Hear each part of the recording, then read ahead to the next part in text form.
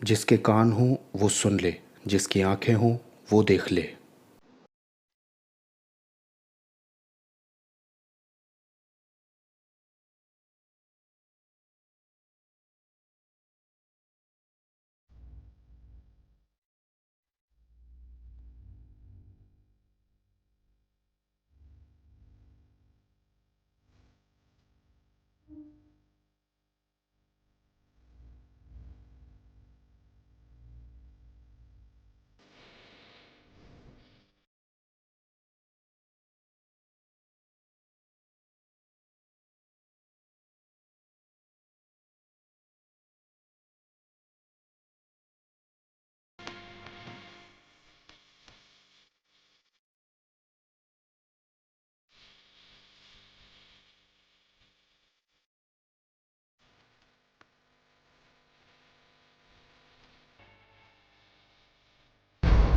I am not who you think I am.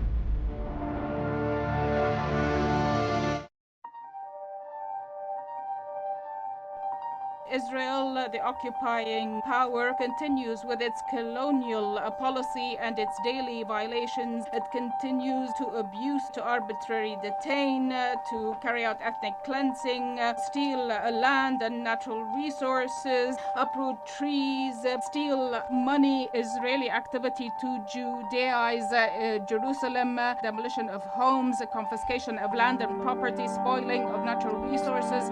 Racist violations perpetrated by Israel. Israel continues to commit various forms of human rights violations in Palestine. Israel, the occupying power, is advancing in its efforts of mass colonization and continued apartheid. Put an end to this colonialist regime. Apartheid, atrocities and massive destruction inflicted on the Palestinian people. War crimes, crimes against humanity, ethnic cleansing and state terror. Thank you, United Nations Watch. Thank you mister president. यहाँ मैंने UN watch की तरफ से जगह ली हुई है।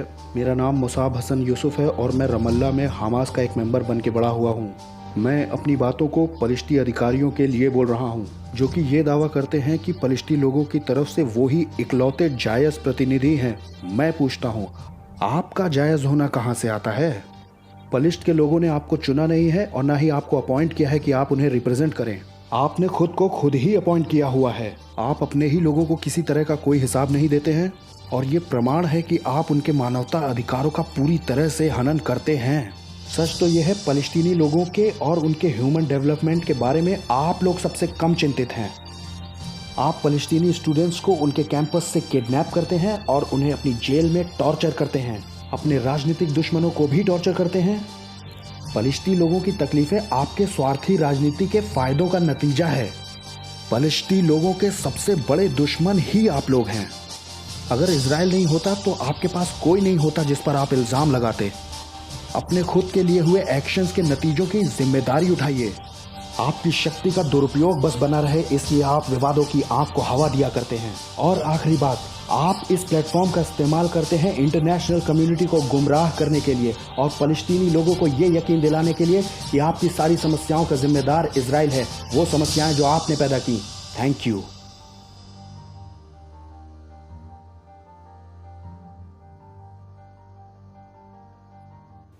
Musab, American होने के नाते हमें ज़्यादा हमास के बारे में पता नहीं है। हमको मालूम है आपको हमास का बेटा बुलाया जाता है। हम में से कुछ लोग इसके बारे में कुछ भी नहीं जानते, इसलिए आप हमारी थोड़ी मदद कीजिए इस कहानी को पूरा समझने में। ओके, सबसे पहले आप सबको गुड मॉर्निंग। आज बड़ी अच्छी सुबह है कैलिफोर्निया में, जैसी हमेशा होती है।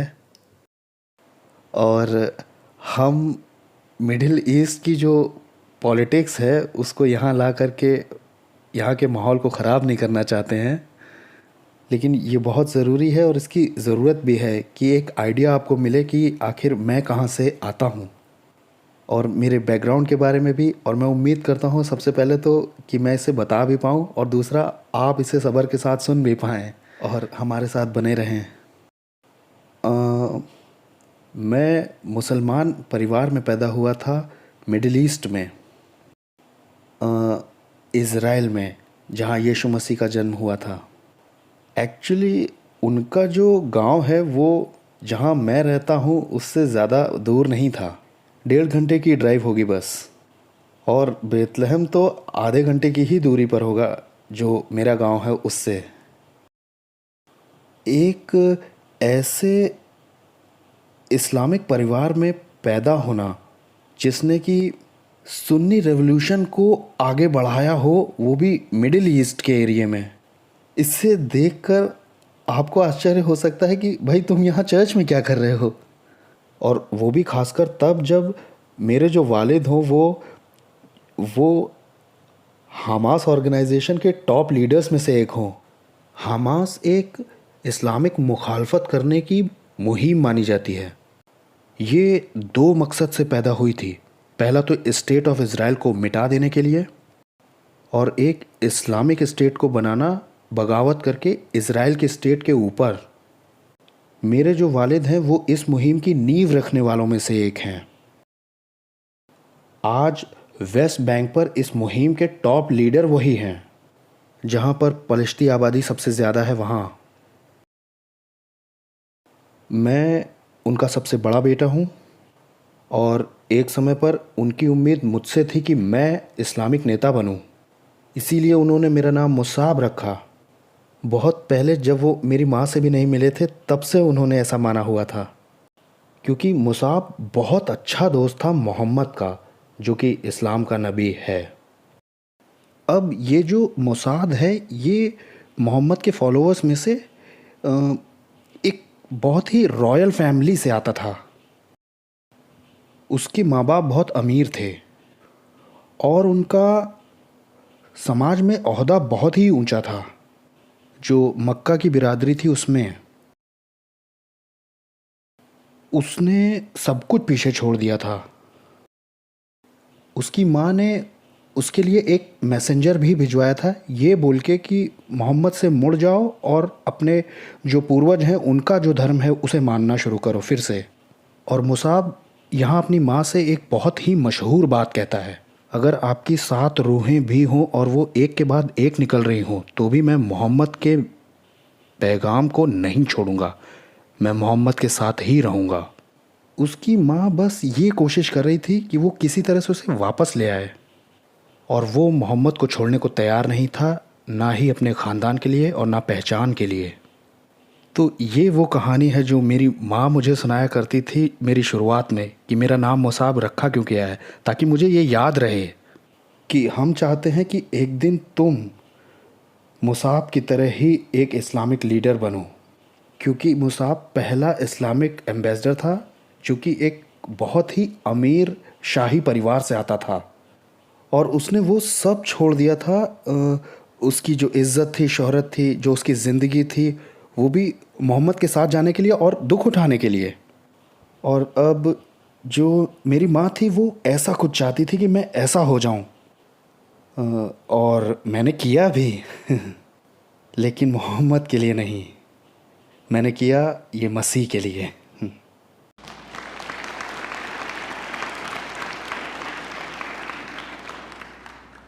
एक बड़ी फ़नी बात है, मेरी माँ ने फ़ोन किया था। फ़ोन दरअसल बहन ने किया था जब मैं मसीह में अपना ईमान लोगों को बताने जा रहा था। तो एक्सपेक्ट करिएगा कि बहुत मीडिया कवरेज होने वाला है इसका। मुझे ये पता था कि ये परिवार के लिए बहुत जलील होने वाली और शर्मिंदगी से भरी बात है। मेरी बहन ने कुछ ही घंटे पहले मुझे फ़ोन किया और कहा कि माँ को हार्ट अटैक पड़ा है और वो अब हॉस्पिटल में है। ये बहुत ही सेंसिटिव टाइम है, इसलिए प्लीज़ अभी तुम पब्लिक में मत जाओ, कम से कम 1 हफ़्ता वेट कर लो। वो इसलिए डर रहे थे कि मैं बहुत नासमझ हो गया हूँ और मैं रिएक्ट कर रहा हूँ, वो भी गुस्से में। वो ये चाहते थे कि मैं बस 1 हफ़्ते के लिए रुक जाऊँ, और ऐसा सिर्फ एक ही सूरत में हो सकता था कि वो झूठ बोल दें कि माँ को हार्ट अटैक आया है और वो हॉस्पिटल में है और मर रही हैं, तो बस उनकी मरने में मदद मत करो। और इस घटना ने मुझे वो कहानी याद दिला दी जो मेरी माँ ने मुझे सुनाई थी मुसाब के बारे में, जो कि इस्लामिक एम्बेसडर था। जब उसकी माँ ने उससे झूठ बोला कि मैं मर रही हूँ, और वो कहता है कि 7 रूहें भी अगर आपकी होती और एक एक करके वो निकल रही होती तो भी मैं मोहम्मद का मैसेज छोड़ करके वापस नहीं आता। और आज ये बड़ा फ़नी है सचमुच कि जो चीज़ें उन्होंने मुझे सिखाई थी, मैं बस ये दिखाने की कोशिश कर रहा हूँ कि क्या मैंने उनसे सीखा था और आज मैं किस नज़रिए से वो सब देखता हूँ। मैंने ये बातें पहले कहीं नहीं बताई, मुझे लगा इंटरेस्टिंग रहेंगी। उम्मीद करता हूँ मैंने आपको इससे बोर नहीं किया मुसाब की ये बोर कहानी हुए बता क्या के। आप लोग? अपने पिता से अपने रिश्ते के बारे में कुछ बताइए। वो किस तरह के इंसान थे जब आपने अपने नज़रिए से उन्हें देखा? मेरे जो वालिद हैं वो बहुत ही करिश्माई और मज़बूत शख्सियत के नेता माने जाते हैं। आप उन्हें मस्जिद के पोडियम पे जंप करते हुए देख सकते हैं। लोग उनके पास आके उन्हें कहते हैं तुम्हें शांत रहने की ज़रूरत है शेख, और वो हज़ारों की संख्या में लोगों से बोलते हैं एक हफ्ते में। और कभी कभी तो उन्हें पूरे कंट्री से 50,000 से ज़्यादा लोग आते हैं सिर्फ आधे घंटे सुनने के लिए। उनका बहुत रुतबा है और इलेक्शन में उनको ही सबसे ज़्यादा वोट मिलते हैं। वो इस्लाम के मकसद पर यकीन करते हैं। इस्लाम और अल्लाह उनके लिए कोई कारोबार की तरह नहीं है। उनके लिए उनका ये ईमान है कि अगर वो इस्लाम के लिए अपनी जान देते हैं तो वो जन्नत जाएंगे। इस तरह के इंसान को देख देख कर के मैं बड़ा हुआ हूँ, और इजरायली सोल्जर्स कई बार उन्हें घसीट कर ले गए हैं। उन्होंने 15 साल से ज़्यादा इजरायली जेलों में ही बिता दिए। एक बार तो सिर्फ 6 घंटे के लिए ही इजराइल ने उन्हें छोड़ा था और फिर दोबारा उन्हें पकड़ लिया। हम ऐसे इंसान के बारे में बात करें जो कभी गिव अप नहीं करेगा। आज भी वो इजराइल की जेल में ही हैं, बावजूद इसके कि वो एक पार्लियामेंट मेंबर हैं। बस वो इतना करें कि वो मीडिया के सामने बस अपना मुंह बंद कर लें, बस सिर्फ 6 महीने के लिए, और फिर इजराइल उन्हें अरेस्ट नहीं करेगा, लेकिन वो एक दिन के लिए भी रुक नहीं सकते। वो 6 साल के बाद छोड़े गए थे इजराइल की जेल से। 1 महीने के बाद उन्हें फिर से अरेस्ट कर लिया गया, वो फिर अंदर हो गए। राजनीतिक जांच के चलते पॉलिटिकल प्रिजनर हैं वो इजराइल में इस वक्त जब यहाँ मैं आपके चर्च में आज बोल रहा हूँ।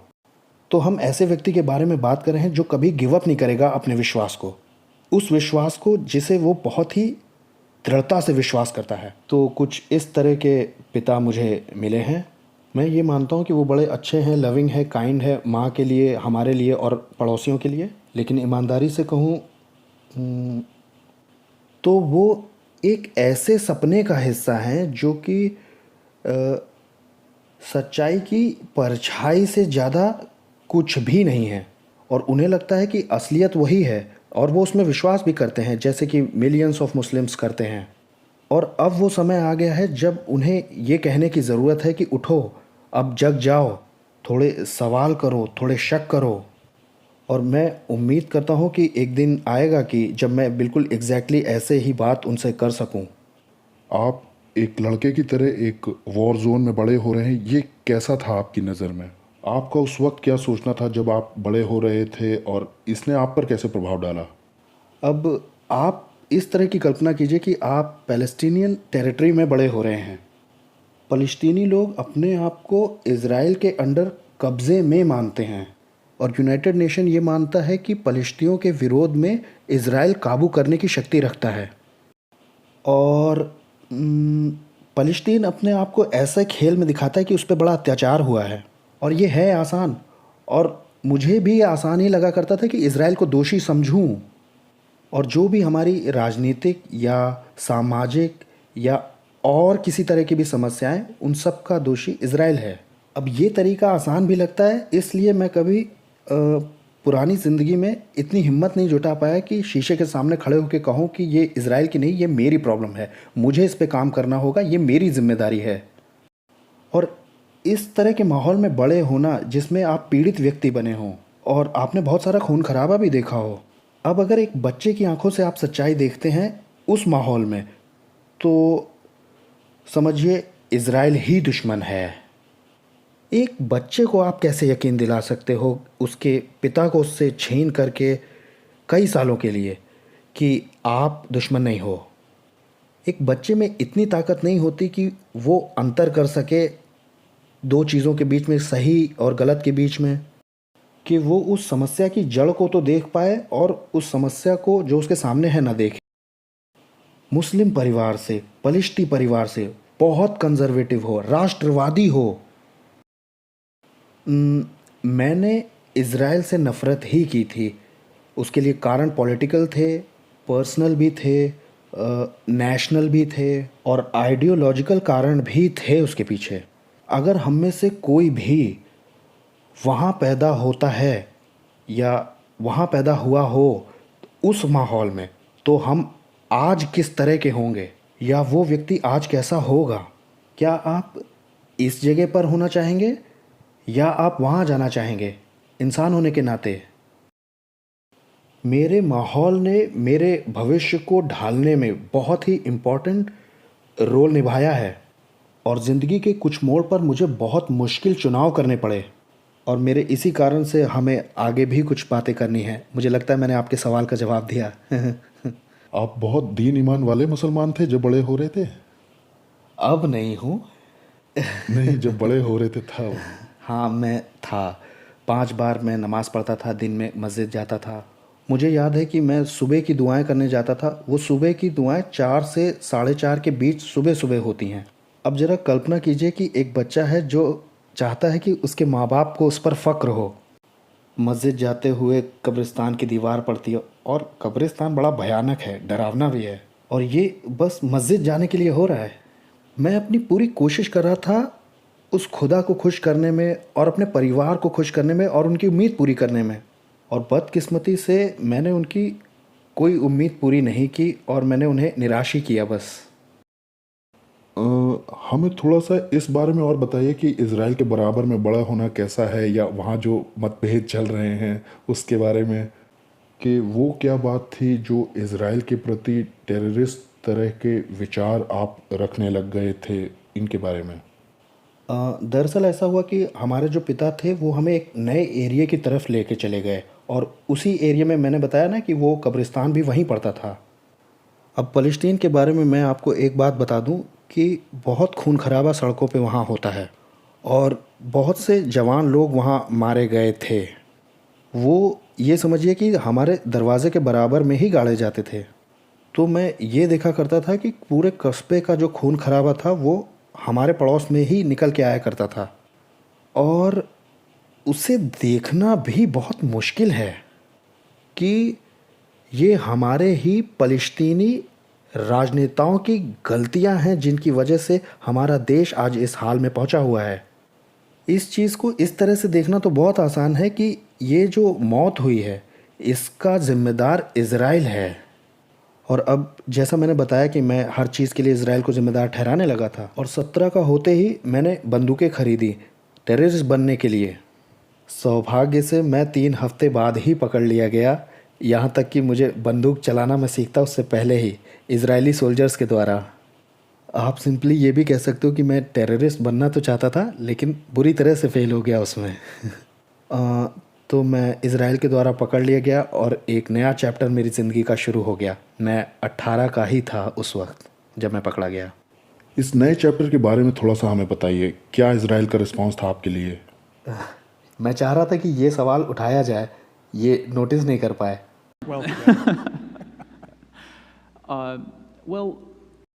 ये आसान नहीं है कि आप तैयारी कर रहे हो अपने फाइनल एग्ज़ाम की और जब इज़राइली अंडरकवर स्पेशल फोर्सेस आपको पकड़ लें और आपको किडनैप कर लें किसी तरह और मारें आपको जान निकलने तक लगभग।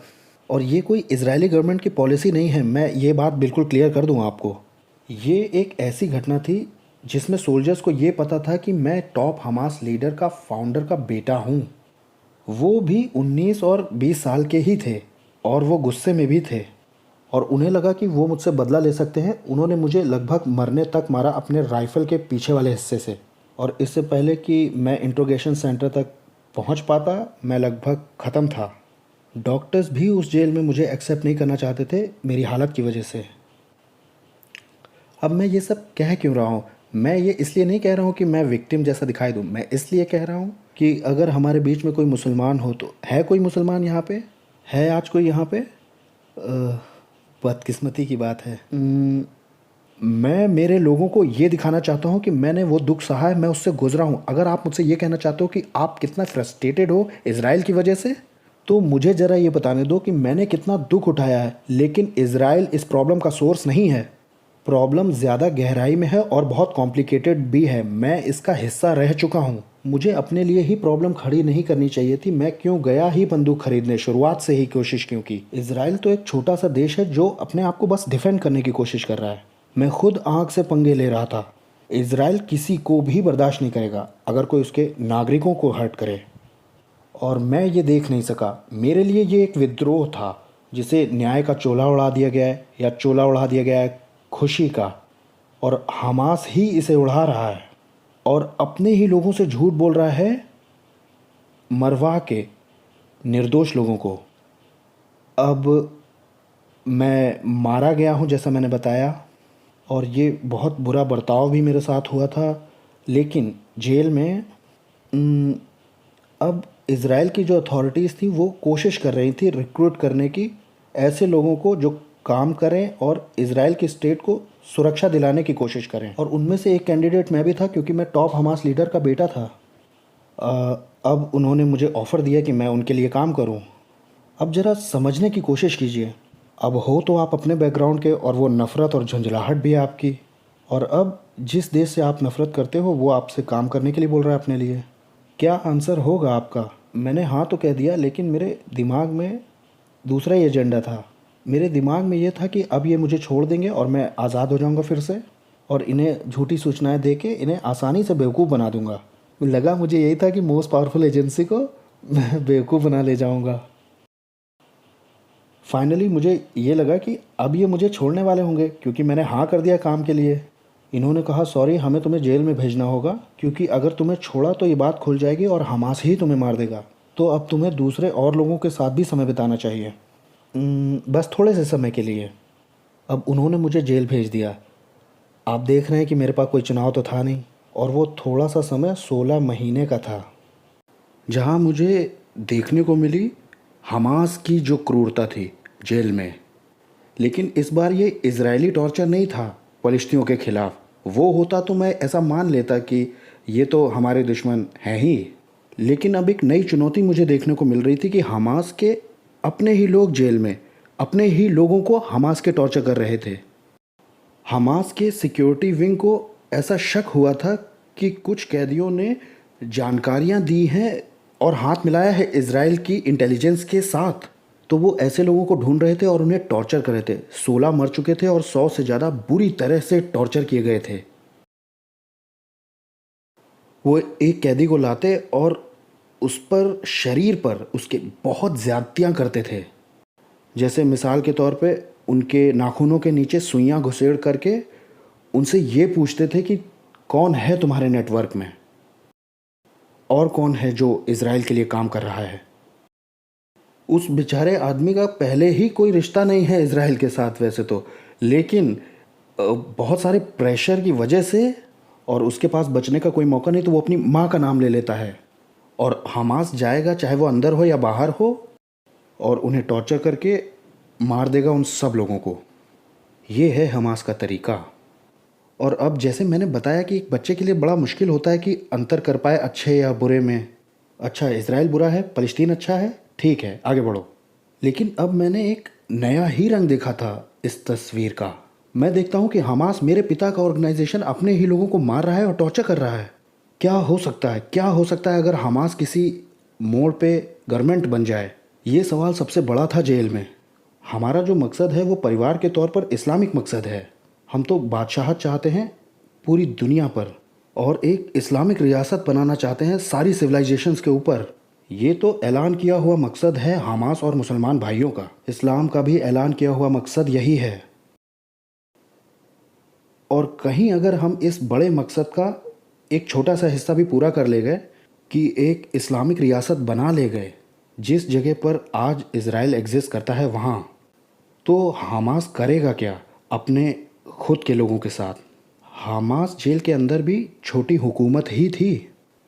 उसमें कुछ लोग हैं अमीर कहलाते हैं, वो प्राइम मिनिस्टर समझ लीजिए आप उन्हें। उसमें शूरा काउंसिल भी है, जैसे आप कहें फरमान जारी करने वाले लोग, सब हैं उनके पास।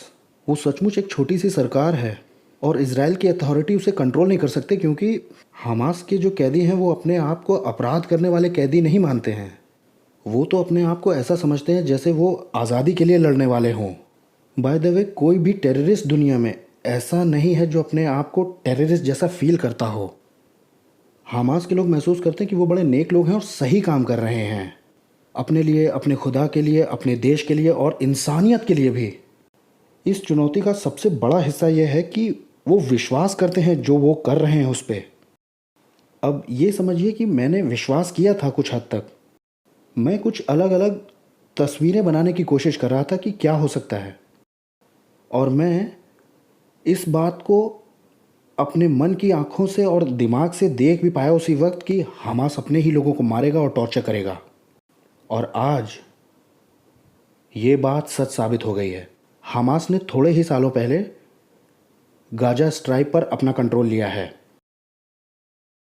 और जो मैंने देखा है अपनी आंखों से, हमास लोगों को फेंक रहा है जिन्होंने विरोध किया गाजा स्ट्राइप में 28वें माले से जिंदा।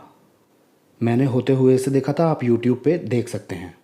मैंने देखा है हमास जान से मारा है मुसलमान लोगों को, क्योंकि उनकी थियोलॉजी थोड़ी अलग है, उनका इस्लाम सोचने का तरीका अलग है। उन्होंने उन्हें मस्जिद के अंदर मार दिया। हमास के लोगों ने चारों तरफ से मस्जिद को घेर करके उस पर गोलियां चला दी, जबकि अंदर से लोग स्पीकर पर गिड़गिड़ा रहे थे कि प्लीज़ गोली मत चलाइए, हम अल्लाह में भाई हैं, हम इस्लाम में भाई हैं, प्लीज़ गोलियां मत चलाइए। और वो 1 घंटे तक गोली चलाते ही रहे, यहाँ तक कि 50 लोगों को मस्जिद के अंदर मार दिया, जबकि वो सब के सब अल्लाह का ही नाम लेते थे। जैसा कि सद्दाम हुसैन ने इज़राइल पर हमला किया था अल्लाह के नाम में। हमास ने फतह के लोगों को मारा, जो कि दूसरा आतंकवादी संगठन है, सिर्फ अल्लाह के नाम में।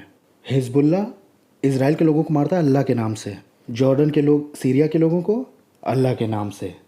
और आप ये सवाल पूछने लग जाएंगे कि अल्लाह है कौन, जो कि ऐसा है जिसके लिए सब लोग जान लेना चाहते हैं, जिसका नतीजा ये निकला कि वो बस और कुछ नहीं है, वो बढ़ावा देने वाला है हत्याओं को और बर्बादियों को। तो कुछ इस तरह का तजुर्बा रहा मेरा जेल में। ये बहुत शॉकिंग था, और अपनी पहचान के बारे में सवाल पूछना वो भी मुश्किल था। हमास हमारे लिए कोई धंधा नहीं था, हमास हमारे लिए कोई कारोबार नहीं था कि जिसे मेरे पिता सिर्फ इसलिए कर रहे हैं कि हम कुछ कमा लें उससे। वो हमारा भविष्य था। अगर हमास फेल हो जाता है तो हम फेल हो जाते हैं। अगर आप थोड़ा सा सोचने समझने वाले हैं, थोड़ा सा तर्क संगत हैं, तो आप कहेंगे ये मेरी प्रॉब्लम नहीं है, मैं किसी को जान से नहीं मारूंगा, लेकिन कम से कम मुझे अपनी बिरादरी का हिस्सा तो होना ही चाहिए। मैंने यहाँ होना कोई चुना तो है नहीं, मैं तो पैदा हुआ हूँ। तो अपना सिर रेत में छुपाए रहो, कंफर्टेबल जोन में रहो अपने। क्यों बाहर जा कर के अपने लोगों को, अपने माता पिता को मरवाओ, गोली खाओ किसी दिन? कोई ऐसा करना ही क्यों चाहेगा? लेकिन जो सच था ना, वो उस चीज़ से मजबूत था, उस कंफर्ट से जिसमें आगे चल के किसी तरह से एक आइडेंटिटी होती। और फिर मैं आगे चल के जेल से छूट गया और एक नया चैप्टर शुरू हो गया। वो वाला चैप्टर भी पूछा जरूर जाएगा आपसे। मुझे लगा आगे का सब पता ही होगा इन्हें। I was trying to just give them an example. You set me up well, thank you. अच्छा, हमें उस चैप्टर के बारे में बताइए जिसमें एक शख्स ने आपको बाइबल स्टडी में बुलाया था, और फिर किस तरह से आपका वो विश्वास का सफ़र शुरू हुआ। अब मैंने जैसा आपको बताया है कि मैं सोच रहा था कि इजरायली इंटेलिजेंस को बेवकूफ़ बनाऊंगा। अब भेज मुझे दिया गया जेल में, और मैं सच का दूसरा हिस्सा देख रहा हूँ, एक और बड़ी तस्वीर। अब इसमें मैं बिल्कुल भी इच्छुक नहीं हूँ। मुझे बाहर जाकर के इस तरह का गेम खेलने की ज़रूरत ही क्या है, जब मुझे इस बात पर ही यकीन नहीं है कि मैं आखिर हूँ कौन। तो फिर मैं इजरायली इंटेलिजेंस की एक मीटिंग में बुलाया गया। मैंने नाम समझ लिया, मैं मीटिंग में गया। मीटिंग की जब भी बात होती थी तो मैं एक तरह से किडनैप कर लिया जाता था। मुझे उठा के एक जगह ले जाया जाता था, मुझे नहीं पता कौन सी अंडरग्राउंड होती थी वो जगह, और वहाँ उससे बात करता था मैं, जिसने मुझे काम पे लगाया था, वो इजरायली इंटेलिजेंस ऑफिसर। और मैं उनसे पूछ रहा हूँ कि क्यों आप उन लोगों को बचाने नहीं आते जो इजरायली इंटेलिजेंस की मदद कर रहे हैं वहाँ पे, और कैसे मुझे इस तरह की मीटिंग में ला करके कन्विंस कर सकते हो कि मैं आपके लिए काम करूं। अपने ही लिए काम करने वालों को पीछे छोड़ के वहाँ डेली बेसिस पे लोग मर रहे हैं, टॉर्चर हो रहे हैं। उन्होंने मेरी तरफ देखा और एक फीकी सी मुस्कान उनके चेहरे पे थी। उन्होंने मुझसे कहा, एक सवाल मैं तुमसे पूछता हूँ, तुम हमारे साथ काम करने को तैयार हुए, क्या हमने तुम्हें किसी नेटवर्क से कनेक्ट किया जेल में? मैंने कहा नहीं। उन्होंने कहा ओके, हमास देखो कैसे काम करता है, हमास ने किसी को टॉर्चर किया, तुम्हारा नेटवर्क क्या है? और वो 100 लोगों के और नाम ले लेता है, हमास जाके उन लोगों को भी टॉर्चर करता है और उनमें से कोई हमारे लिए काम नहीं करता। और हम इजरायली होने के नाते हमास को मॉरलिटी नहीं सिखा सकते। हमास हमारी सुनेगा नहीं और हमास को अपने आप को यूं ही बर्बाद करने दो। एक्चुअली उनका पॉइंट अच्छा था और इसके 14 साल बाद तक भी मुझे इजरायली इंटेलिजेंस के साथ काम करने पर किसी एजेंट के साथ जो फील्ड में हो कभी कनेक्ट नहीं किया गया। इस तरह से इंटेलिजेंस सर्विसेज काम नहीं करती। कल्पना कीजिए, CIA 100 जासूसों को कहीं बाहर भेज रहा है। अगर वो सब कनेक्टेड हैं और उनमें से एक पकड़ा गया तो वो बाकी 99 लोगों के नाम ले लेगा और पूरी एजेंसी एक्सपोज हो जाएगी।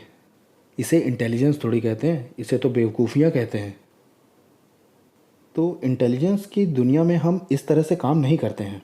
और इससे एक और सच निकल के सामने आया और वो ये कि हमारा जो ऑर्गेनाइजेशन, मेरे पिता का, उस वक्त तो मैं भी उसमें था, ना तो सिर्फ हम उसमें अपने ही लोगों को टॉर्चर कर रहे थे बल्कि हम लोग नज़रअंदाज भी कर रहे थे कि हम में इतनी भी काबिलियत नहीं है कि हम हुकूमत कर सकें। भेड़ बकरियों पर, इंसानों की तो बात रहने दे। पर अब मैंने एक अजीबोगरीब रिश्ता शुरू कर दिया था अपने दुश्मनों के साथ जिन्हें मैं कभी मारना चाहता था, जबकि ना ही मैं उन्हें जानता हूँ, ना उनका कल्चर जानता हूँ और ना ही मैं उन पर भरोसा करता हूँ और ऑब्वियसली वो भी मुझ पर भरोसा नहीं करते हैं। तो फिर एक मीटिंग में बैठकर कॉफ़ी पीकर हम कर क्या रहे हैं? और इधर मेरे पिता मुझ पर बड़ा भरोसा करके कि मेरा बड़ा लड़का है, मस्जिद जा रहा है, इस्लामी काम कर रहा है, दिखा रहा है, झूठ बोल रहा है बस। और मैं यहाँ बैठकर कॉफ़ी पी रहा हूँ उनके सबसे ख़राब दुश्मन के साथ जिसे वो मारना चाहते हैं। आप कैसे इन चीज़ों के साथ जी सकते हो? हमारा जो रिश्ता था वो अजीबोगरीब तरीके से बढ़ता रहा। मेरा जो जुनून था, मेरी जवानी का जुनून जिज्ञासा बन गया था मेरी, क्योंकि आप देख सकते हो कि मुझे सच्चाई पता चल रही थी मेरे दुश्मनों से जिन्हें मैं किसी समय ख़त्म करना चाहता था। वो सच्चाई जिसे मैं उन लोगों से नहीं सीख पाया, वो लोग जो मेरे लोग थे जिन पर मैं भरोसा करता था। अब मैं कंफ्यूज तो था ही और मैं लड़ा और मैंने शक किया हर उस चीज़ पर जो मेरी ज़िंदगी में थी।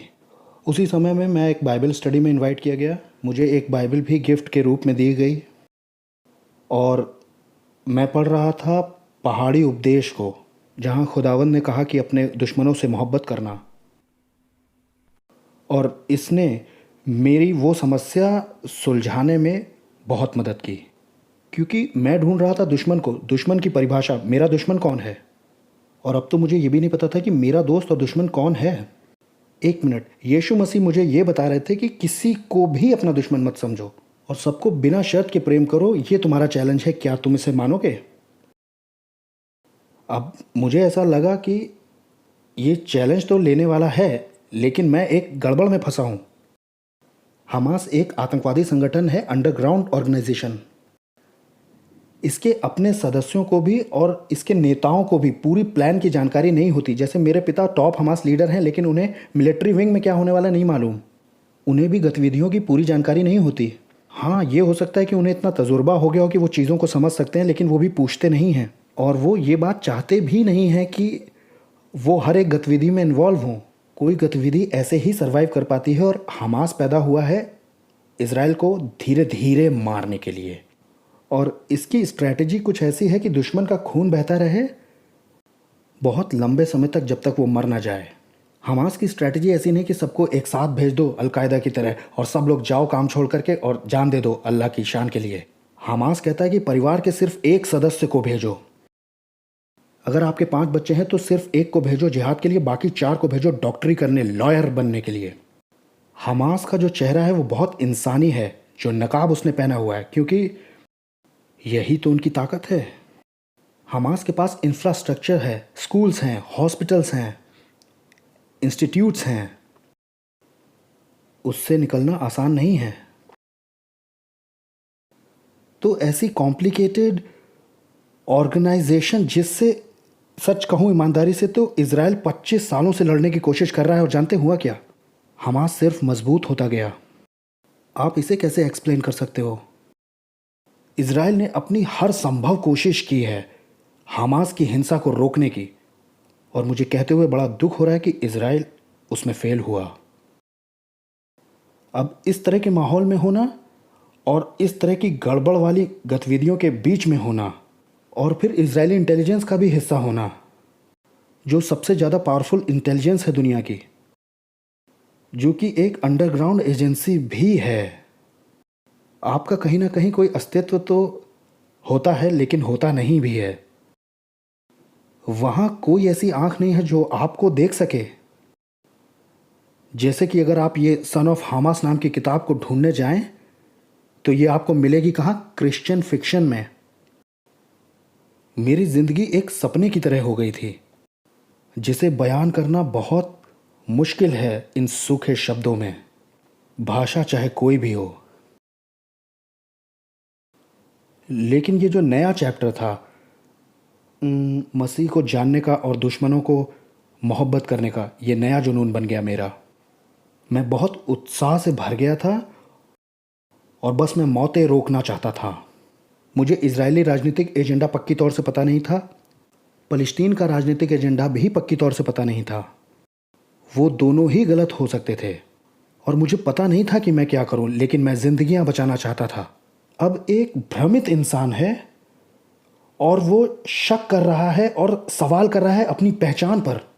वो ऐसी सिचुएशन में है जहां वो बस जाने बचा सकता है, और वो काम कर रहा है अपने पिता के दुश्मनों के साथ, क्योंकि यही एक चुनाव था और उसे भरोसा करना ही था उस नए टीचर की बातों पर जो मेरी ज़िंदगी में आया था, क्योंकि मैं रिस्क लेके ये देखना चाहता था कि ये बातें प्रैक्टिकल लाइफ में काम भी करती हैं कि नहीं। सिर्फ एक आसान से काम तक पहुंचने के लिए इस सारी गड़बड़ और फसाद के बीच में मैं एक बात तक पहुंचा था। आप कैसे गलत हो सकते हो एक इंसान की ज़िंदगी बचाने में। अभी बस एक तरफ रखिए क्रिश्चियनिटी को, इस्लाम को, यहूदियों को, गवर्नमेंट्स को। इकलौता शख्स होकर के आप गलत हो सकते हो किसी इंसान की जान बचाने में। जान बचाना गलत नहीं हो सकता। तो ये मेरा मकसद बन गया और मैं इस पे फोकस था। 10 साल तक बहुत मेहनत करके रोज़ हमने दर्जनों सुसाइड बॉम्बिंग अटैक्स को रोका है।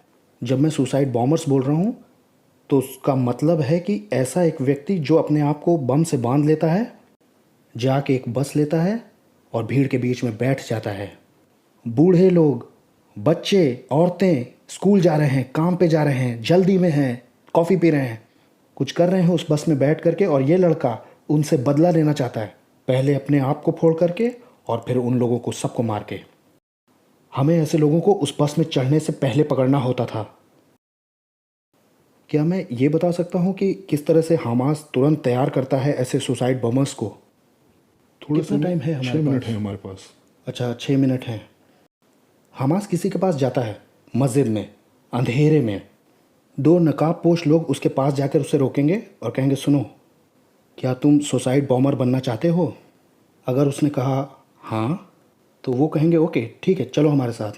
और वो उसे लेंगे और 48 घंटे से भी कम समय में, 48 घंटे से भी कम में वो उस बस में होगा, खुद को मार के दूसरों को भी मार देगा। अगर वो कहता है नहीं, तो वो चला जाता है। और अब वो कोई चेहरा तो पहचानता नहीं है, इसलिए वो बाहर जाकर अपना एक्सपीरियंस किसी से नहीं बताएगा, क्योंकि उसे उसके लिए जेल हो सकती है। अब ऐसा है कि हमास के पास कोई बहुत लंबी लिस्ट नहीं है जिसमें 1000 लोग वॉलेंटियर के लिए तैयार हों सुसाइड बॉम्बर बनने के लिए। तो हमास सिर्फ अपने कैंडिडेट को 24 घंटे पहले ही सुसाइड बॉम्बर बनने के लिए चुनता है, ऐसे लोगों को जो सुसाइड करने वाले हैं। आप कैसे पकड़ सकते हो ऐसे लोगों को? अगर कोई कहता है कि उसने दर्जनों सुसाइड बॉम्बर्स को पकड़ा है, पकड़वाया है, तो ये सुरक्षा के मामले में बहुत बड़ा अचीवमेंट है, बड़ी सफलता है। क्या इसके लिए कोई श्रेय मिलता है? नहीं मिलता है। मुझे लगता है सबसे पहले खुदा और उसकी सुरक्षा, और जो काम उसने मेरी ज़िंदगी में किया है, जिसने मुझे प्रेरित किया कि मैं अपने दुश्मनों को प्यार करूं, और यही सबसे बड़ा मोटिवेशन मेरा था इसके बीच में। वहाँ बहुत से सोल्जर्स हैं फील्ड में जिन्हें अच्छा क्रेडिट भी मिलता है। मुझे लगता है वो मिशनरी जिसने मुझे बाइबल स्टडी में इनवाइट किया था, वैसे मैं इस चीज़ को बहुत ज़्यादा इनकरेज नहीं करता हूँ कि बाहर जा कर के हम किसी के कन्वर्सेशन को रोक करके उसे बाइबल स्टडी में बुला लाएं।